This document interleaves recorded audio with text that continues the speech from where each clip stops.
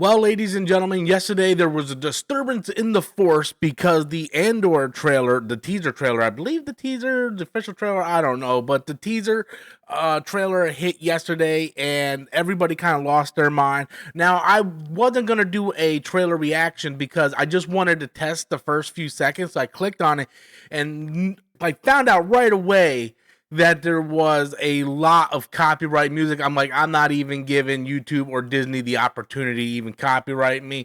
So I just continued to watch the trailer. I didn't do a trailer reaction, figuring that I could just talk about it tomorrow, which is today, because yesterday I put out the review for The Gorge that absolutely nobody watched. So that tells me, Rob, we don't care about your review, so just stick to talking about, hot trending topics like the Andor trailer.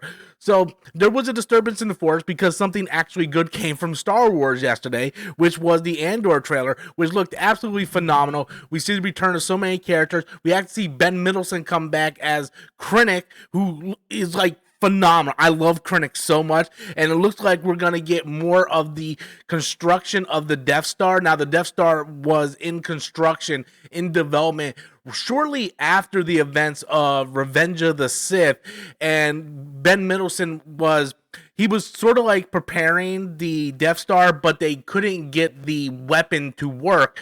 So that's when they went to go find Yale and Ursa, which was at the beginning of Rogue One. All that information can be found in the Catalyst book. Also, Gascar, that is canon, my friend. The Disney Star Wars novels are canon to Star Wars. Well, it's a kind of a joke that we had on the podcast a couple weeks ago about needing to show information because the majority of people don't read those books or watch the Disney Plus shows like Falcon Winter Soldier. But I digress, back to the topic. So I'm hoping that they hit on a lot of the stuff that happened within Catalyst. Obviously, Catalyst takes place many, many years earlier because Jen Urso was still a child. So obviously this show is not going to hit on that because this takes place, I think, a few years before the events of Rogue One. So I don't know, man. I really liked the trailer a lot. I thought the trailer was phenomenal. I think Tony Gilroy really kind of knocks it out of the park. I feel like he understands Star Wars, and he's not a Star Wars fan. Many people don't know that. Tony Gilroy does not like Star Wars. He is not a Star Wars fan. But I think when everything is said and done, and I don't think Disney's going to be selling Star Wars anytime soon, but I think when we go to review the first 10 to 15 years of Disney owning Star Wars, I think for the majority of the fans, me especially, the way I look at it, I feel like Rogue One and the Andor series is going to go down as the best part of the Disney Star Wars era. Like, I think hands down, Rogue One is the best Disney Star Wars movie. Like, I can appreciate Force Awakens. Here's the thing. Force Awakens was good, but it was so soiled by the crap that came afterwards because it was the first chapter of a new story. Well, if the follow-up chapters aren't good, it does nothing but taint the first chapter, which is Force Awakens. I thought Force Awakens was a good stepping stone, but unfortunately, they just had no plan. But Rogue One can exist on its own. I mean, as own as it could be for a movie that leads up to the events of New Hope, but you know what I mean. Like it doesn't have to rely on next chapters and installments because it leads right up into A New Hope. It was just a one-off movie and it works perfectly fine for the way it was. And then we get more context of the character by the Andor Season 1 series, which just blew me away in storytelling and acting and performances and directing. And it just, like, I really feel like Andor Season 1 and Season 2 and Rogue One are going to live to be, like, some of the best Star Wars that Disney has ever produced. Why they don't continue doing that, I don't know. Why they still continue doing some of the stupidest stuff they do, like with the Acolyte. The Acolyte had the potential to be so good, but they got lost in their own social politic and ideals that they forgot what Star Wars was all about. Star Wars is a political show. A political property. It's not a show. Star Wars is a political property. We know from the get-go of A New Hope that, hey, these people in the Empire, they're bad. And our heroes in the Rebel Alliance, they're the good guys that's going to stop the enemy. And somewhere along the line, Disney forgot that this was just a story about good versus evil. And that it's very simplistic in that way. Good versus evil. George Lucas wasn't trying to confuse anybody. And I think that Tony Gilroy, for not being attached to Star Wars, can tell a very simple, deep political thriller and show you that there are multiple sides to the Rebel Alliance, to the Empire. Not everybody's cookie cutter good or cookie cutter bad.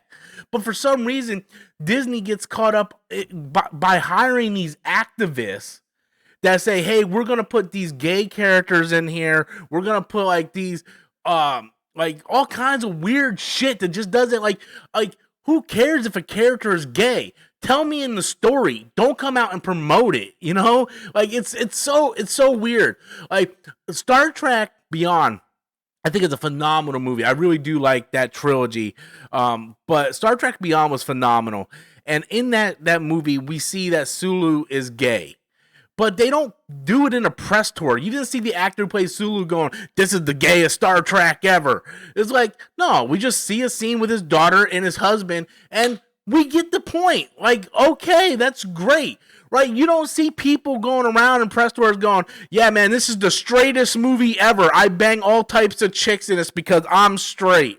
You know, it's just not, you don't go around announcing your sexual preference. Like, I don't go, hey guys, I'm Rob and I'm heterosexual. I like the pussy. We don't do that.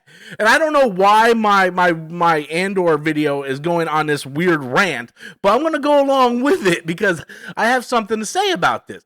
And that's sort of where they lose people in Star Wars is they don't care about the storytelling.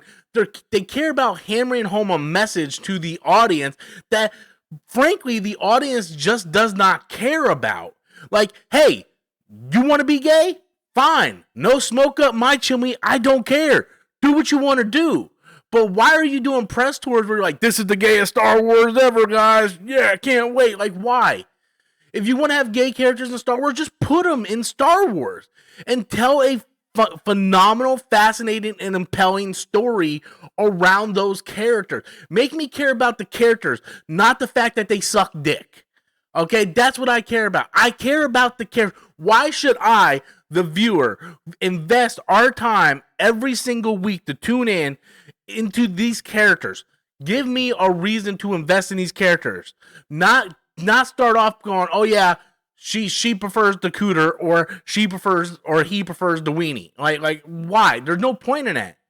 It makes no sense. How about you do a press tour and actually promote the product that you're promoting, rather than going, oh, we're going to make a bunch of straight males mad in this one. Oh, the white man is going to be mad in this one. Oh, this is the gayest Star Wars.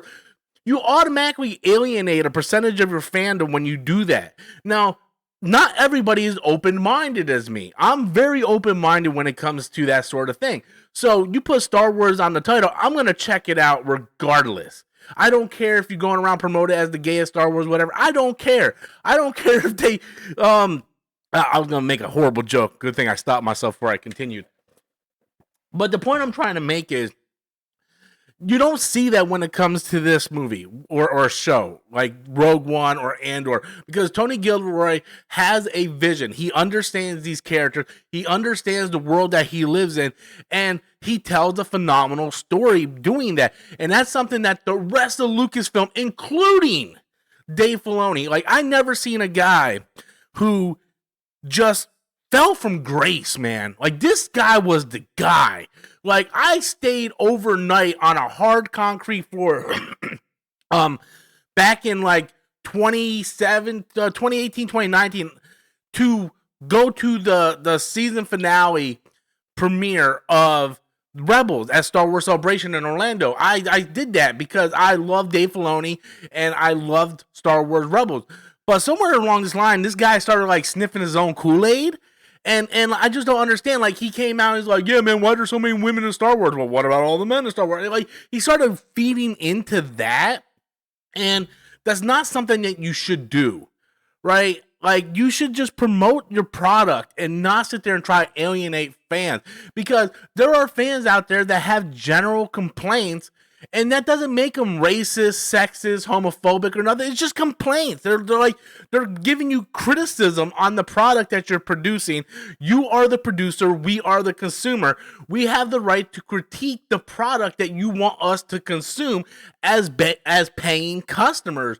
And somewhere down the line, like, Disney just lost their mind when it came to that. The Acolyte could have been so much better than it was if they decided, hey, we're going to keep our political views and our social politics and agendas out of this and tell a compelling story about these twins and this dark lord and how they connect and how they intertwine and all that. It could have been a very fascinating story. But you have these people on a press tour alienating fans to do it on purpose. Like, they're literally poking the bear on purpose, going, this is the gayest Star Wars ever. And then when they start to get, negative feedback, she goes and does like a music video and then antagonizes the audience even more. And then what happens? The show bombs because you antagonized the audience. And then guess what? Then your show got canceled. That's what happened. So it's just a weird thing for Star Wars. And I promise, guys, I'm getting full circle with this. I haven't talked about Star Wars in a while, and I just want to get this off my chest. But I love the Andor trailer. I thought it was phenomenal. I can't wait for it. This is what I am a fan of Star Wars for. I was one of the ones that wanted to give Disney the benefit of the doubt when they took over Star Wars. And I think there's plenty of the blame pie to go around. I don't think that Disney should just eat the whole blame pie. I think there's slices to go around, right? You have the pie of everything wrong with Star Wars right now, and I think like 35% of it goes to Disney. I think 40 to 50% of it goes to Kathleen Kennedy because she's the one that approves this horrible mess, and then she hires directors, fires directors, move on from project, cancel project. Like, she deserves the majority of it. And then you got like little slices like Dave Filoni and allowing these directors and these characters and actors to just go in and just kind of just go rogue and say whatever they want. And it's ridiculous. So I realized I rambled way too long about that. The point I was trying to make going back is, I think by the end of this run, I think the Disney Star Wars, at least the first 10 to 15 years, so we don't know how long the Disney Star Wars is going to be going on. It could go on for 30 to 40 years. But I think the initial run of the Disney Star Wars, people are going to look back at Rogue One and Andor and go, why didn't they use this as a blueprint? Why didn't they just continue on with this? Because it could have been so much better than what it was. So I thought the trailer was absolutely phenomenal. The fact that we're getting Ben Mendelsohn back, Saul Guerrero back, like the Death Star being constructed. Are we going to see Galen? I don't know if I saw Galen in the trailer, but could Galen be there? Because Galen should be working on the Death Star's weapon protocol at this point. Like, there's so much that could be going on. And I'm just super excited for it. Like, I'm really, really looking forward to this series. I think it's peak television. And if we can get really good Daredevil and really good Andor, then that's something that we need more of on Disney Plus. Because when you look at HBO Max and you look at Apple TV Plus and you look at Amazon Prime and Hulu, we're getting so many quality television series from all of them. And then Disney wants to play with the big boys, but they refuse to give us good television. And not everything has to be gritty and dark, and I understand that. You can have Star Wars for a younger audience, but a younger audience kid does not care if you're doing the gayest Star Wars. A kid just wants to see cool lightsabers. Anyway, guys, this has been a long rant. Hope you guys enjoyed it. Please do me a favor, smash that like and subscribe button, and I'll check you guys out next time.